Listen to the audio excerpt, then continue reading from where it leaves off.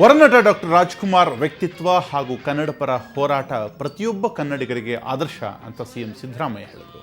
Doctor Raj ಸ್ಮಾರಕ ಲೋಕಾರ್ಪಣೆ ಮಾಡಿ ಮಾತನಾಡಿದ ಸಿದ್ದರಾಮಯ್ಯ ಅವರು, ಡಾಕ್ಟರ್ ರಾಜ್ ಅವರು ನನಗೂ ಸ್ಫೂರ್ತಿ, ಹೀಗಾಗಿ ಅವರಂತೆ ನಾನು ಕೂಡ ನೇತ್ರದಾನ ಮಾಡುವುದಾಗಿ ಘೋಷಿಸಿದರು. ವೇದಿಕೆ ಮೇಲೆಯೇ ನೇತ್ರದಾನ ಘೋಷಣಾ ಪತ್ರಕ್ಕೂ ಸಹಿ ಹಾಕಿದರು.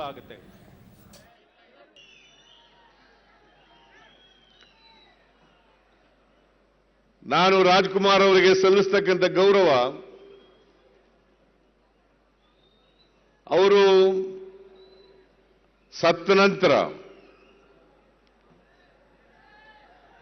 ಅವರ ಕಣ್ಣುಗಳನ್ನ ದಾನ ಮಾಡಿದ್ರು, ನೇತ್ರದಾನ ಮಾಡಿದ್ರು. ನಾನು ಕೂಡ ಈ ಸಂದರ್ಭದಲ್ಲಿ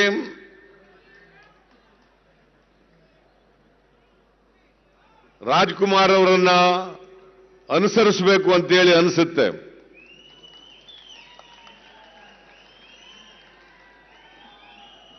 ನಾನು ನನ್ನ ಮರಣಾನಂತರ